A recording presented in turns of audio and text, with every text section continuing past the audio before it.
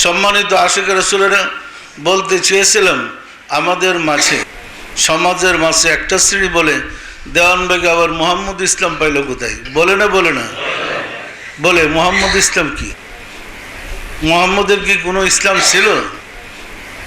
মোহাম্মদ বলতে কোনো ব্যক্তি জগতের বুকে তাশরিফ নিয়েছিলেন? মোহাম্মদের কি কোনো ধর্ম ছিল? উনি কি জাতির মুক্তির জন্য কোনো বিধিবিধান দিয়ে গেছেন? এই বিধিবিধানটা কার নামে হবে? আল্লাহর নামে হবে না মোহাম্মদের নামে হবে? তাহলে যিনি বিধিবিধান দিয়ে গেলেন তার নামই তো মোহাম্মদ। তাহলে মোহাম্মদ ইসলাম জগতে ছিল, আমরা চক্রান্তের কারণে হারিয়ে ফেলেছি। পরিষ্কার না? পরিষ্কার না? আদম থেকে শুরু করে পৃথিবীতে যত নবী যত রাসূল এসেছিলেন, প্রত্যেক নবীর মানে শিক্ষার যে সিস্টেমটা, প্রত্যেক নবীর যে শিক্ষার বিধিবিধানগুলো বলে গেছেন, সেগুলো সে নবীর নামে পরিচিত। যেমন মুসা আলাইহিস সালামের বিধিবিধানটাকে বলা হয় মুসা ইসলাম। এই শান্তিটা কে দিছে? মুসা আলাইহিস সালাম। ফলে এটা মুসার ইসলাম। ইব্রাহিম আলাইহিস সালাম ইব্রাহিম, এবং ঈসা আলাইহিস সালামের ইসলামকে ঈসাই ইসলাম বলে, ইব্রাহিম আলাইহিস সালামের ইসলামকে ইব্রাহিমী ইসলাম বলে। পরিষ্কার না? পরিষ্কার না? আমাদের এক শ্রেণীর লোক মানে ধারণা হুজুরদের যে ঈসা আলাইহিস সালাম অন্য কোনো নবীর উম্মত মুক্তি পাবে না। ধারণা মুসলমান ছাড়া আর কোনো নবীর উম্মতরা মুক্তি পাবে না। বলে না? অথচ আর কেউ মুসলমান না। ফলে ওনারা রাসূলের পিতা মাতাকে দোয়া করে না। রাসূলের পিতা মাতা তো রাসূলের কাছে কালমা পড়ে যেতে পারে নাই, তো রাসূলের পিতা মাতা তো মুসলমান ছিলেন না। বলে কিন্তু বলে না?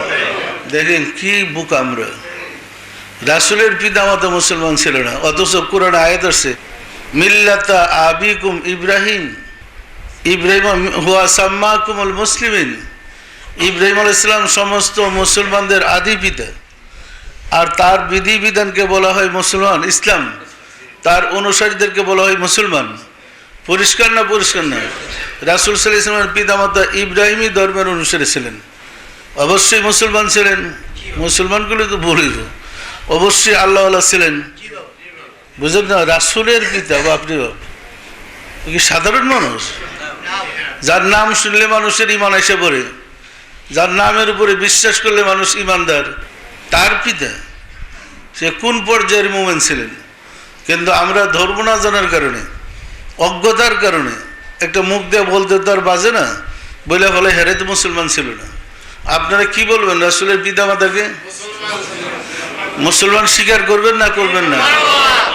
আমরা চেষ্টা করে দেখি আমাকেও তারা স্বীকার করে কিনা।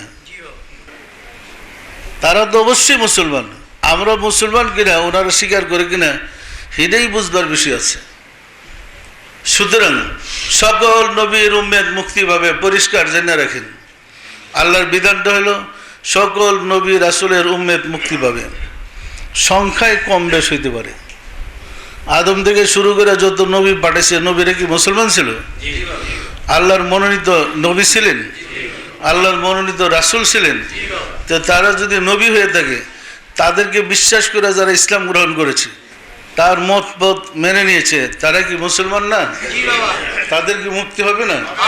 তাহলে আমাদের এই ভুল ধারণা কেন? রাসূল আসছে বলে সব নবী বাতিল। রাসূল থেকে তো বলে নাই আমি জন্ম নিয়েছি বলে সব নবীর ধর্ম বাতিল। রাসূলও বলে না, আল্লাহ বলে না, সব মন করে কথাবার্তা। সম্মানিত আশিক রাসূলেরা, বিশ্ববিদ্যালয় সৃষ্টি হয়েছে। এর আগে কলেজ ছিল, এর আগে হাই স্কুল ছিল, পরে হাই স্কুলের পরে মানে কলেজের পরে উন্নত হইতে বিশ্ববিদ্যালয় হয়েছে। বিশ্ববিদ্যালয় তৈরি হয়েছে দিকে প্রাইমারি স্কুল বাতিল। তাহলে মানুষ ভর্তি হয়ে বিশ্ববিদ্যালয়ে চলে যাব। Primary school, high school, college, তারপরে বিশ্ববিদ্যালয়ে আসেন। আপনি কইতে পারেন রাসূল সাল্লাল্লাহু আলাইহি ওয়াসাল্লামের বিদ্যালয়টা হলো বিশ্ববিদ্যালয়, আর প্রথম সারির যারা প্রাইমারি স্কুলের শিক্ষা, সে তো মূর্খ না, শিক্ষিত। পরিষ্কার না? পরিষ্কার না? পবিত্র কোরআনে 9টা আয়াত নাযিল হয়েছে যে আল্লাহ যেখানে বলেছেন যে মুসলমান, ইহুদি, নাসারা, সাবিনা মান আমানা বিল্লাহি ওয়াল ইয়াউমিল আখির, এখানে শর্ত দিচ্ছে 4টা। যারা মুসলমান, ইহুদি, নাসারা, সাবিন অর্থাৎ সকল ধর্মের লোক মুক্তি পাবে। যারা আল্লাহকে বিশ্বাস করে, পরকালকে বিশ্বাস করে এবং সৎ কাজ করে।